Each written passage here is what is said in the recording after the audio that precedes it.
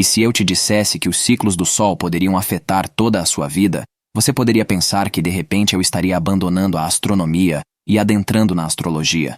Embora haja muitas pessoas no mundo que acreditam que é possível aprender coisas sobre o futuro estudando a posição das estrelas e planetas, mas não é o que iremos abordar aqui. Porém, irei falar para vocês que, com base no estado atual do Sol, nos próximos anos, você pode ter mais probabilidade de experimentar problemas de saúde, tecnologia menos confiável, observar um clima mais quente com menos nuvens e possivelmente ser influenciado de outras maneiras surpreendentes, porque parece que o Sol, aquela imensa bola de fogo em nosso céu, não é apenas o lugar de onde obtemos nossa energia. Bem-vindo ao Nerdiologia Astronômica. Hoje exploraremos os ciclos solares e de como eles já estão influenciando sua vida. Preparem-se. O Sol desempenha um papel vital na sustentação da vida na Terra, sendo a fonte primária de energia. Desde a luz que nutre as plantas até a complexa cadeia alimentar, onde herbívoros e carnívoros dependem indiretamente da energia solar, é difícil encontrar algo no nosso planeta que não seja influenciado por ele. Apesar de parecer estático ao nascer e se pôr no horizonte, o Sol está longe de ser inalterado, passando por mudanças constantes. À medida que a ciência progrediu, conseguimos estudar a superfície solar, revelando que o Sol é um mar fervente de plasma em movimento constante, liberando energia.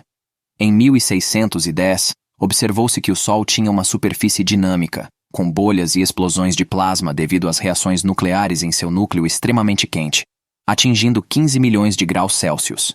Manchas solares, áreas escuras com campos magnéticos intensos, formam-se, deslocam-se e desaparecem, enquanto ejeções de massa coronal explodem da coroa solar, uma região atmosférica mais quente que a superfície.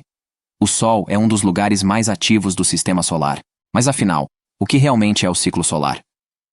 Resumidamente falando, são atividades que seguem um padrão conhecido como ciclo solar, que se estende por 11 anos, alternando entre um mínimo solar e um máximo solar. Durante o máximo solar, manchas solares, erupções solares e ejeções de massa coronal tornam-se mais frequentes. O ciclo solar de Schwab, que é metade de um ciclo maior chamado ciclo de Hale, marca a inversão dos polos magnéticos do Sol a cada 11 anos. Esse ciclo é como um batimento cardíaco, e essa energia solar variável afeta todo o nosso sistema planetário. Embora compreendamos os processos magnéticos relacionados a esses ciclos, ainda não compreendemos completamente por que o Sol segue esse padrão específico. Algumas tentativas foram feitas para conectar o ciclo solar ao comprimento orbital de Júpiter, que é aproximadamente 11 anos, mas sem respostas definitivas. Apesar dos mistérios em torno do Sol, sua influência na Terra é inegável e visível. Continuando, os cientistas conseguem antecipar a chegada de uma tempestade solar, conhecida como tempestade geomagnética, dias ou até semanas antes de atingir a Terra.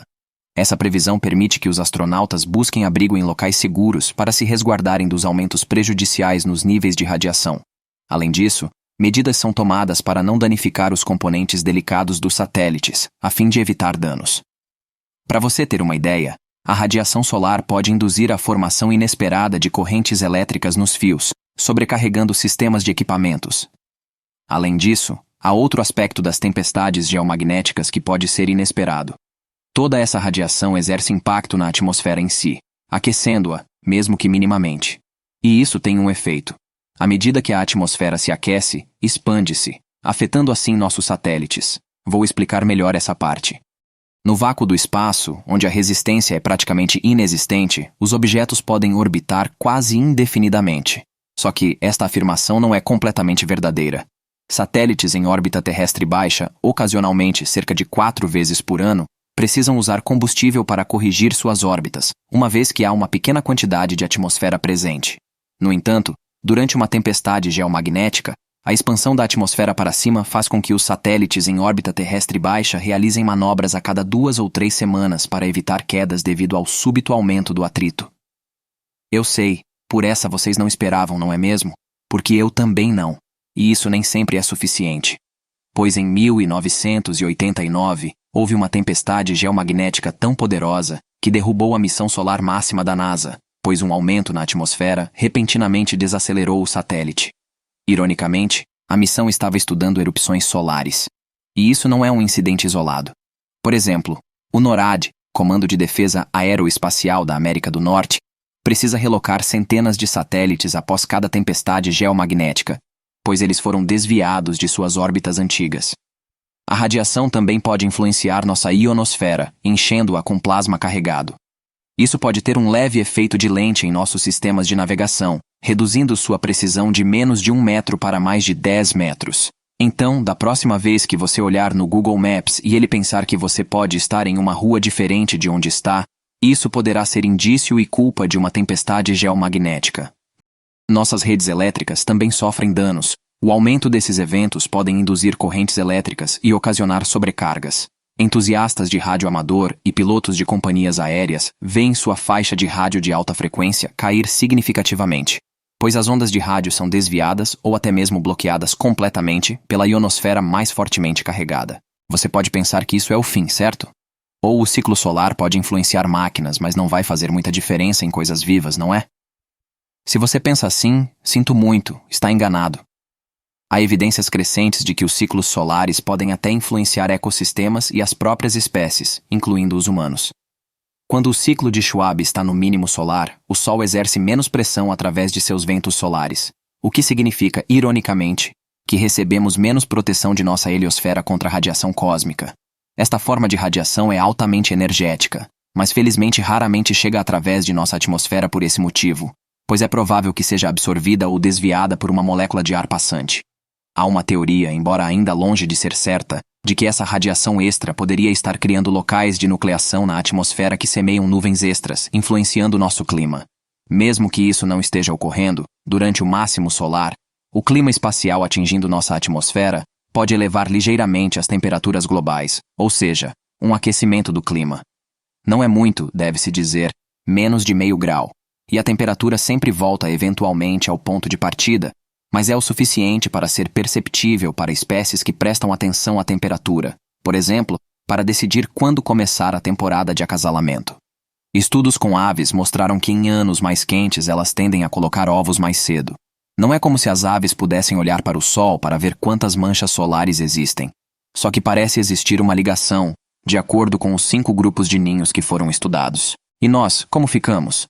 Existem inúmeros estudos sobre como os ciclos solares podem nos influenciar. Por exemplo, em 2011, um estudo abrangendo 2 décadas envolvendo quase 1/3 das mulheres na Holanda descobriu um pico em 6 patologias que ocorreu logo após o máximo solar, quando a radiação solar estava atingindo com mais intensidade. O mesmo estudo também verificou um homem durante o mesmo período, admitidamente um número muito menor de candidatos. Ainda assim, foi interessante notar que o homem teve ligeiros aumentos na temperatura, taxa de pulso, pressão arterial e taxa de respiração logo após o máximo solar também. E outra, não é apenas físico, é um pouco pior, se é que posso falar assim. Sim, há até uma influência na taxa de transtornos mentais. Um outro estudo em 2006 analisou 237 mil clientes no banco de dados do Maine Medicaid, coletados entre 1995 e 2004. Eles descobriram que, de todos esses clientes, aqueles nascidos durante ciclos caóticos de maior energia experimentaram uma taxa aumentada de transtornos mentais. Se isso for verdade, então o ciclo do Sol no momento do seu nascimento pode ter influenciado todo o curso da sua vida. Não é exatamente sobre signos, mas sim os efeitos físicos causados durante esses ciclos em nossos corpos e mentes. Em última análise, a ciência sobre isso ainda está em andamento, e é importante enfatizar que os impactos na saúde causados por esses ciclos são extremamente pequenos. Como um pesquisador colocou, foram necessários centenas e milhares de pacientes para sequer perceber que havia um impacto na saúde. Os ciclos solares não devem impedir você de viver sua vida. Atualmente, estamos nos dirigindo para um máximo solar, previsto para chegar em 2025. Mas para aqueles que estão preocupados, viver ou nascer durante um máximo solar não é totalmente ruim. O mesmo estudo sugeriu que essa radiação também pode levar a um aumento na criatividade e adaptabilidade. Talvez tenha sido durante um desses ciclos solares, 80 mil anos atrás, que um cérebro humano foi mutado pela primeira vez para dar-lhe pensamento abstrato e consciência. Até a próxima, boa viagem pelo cosmos a todos.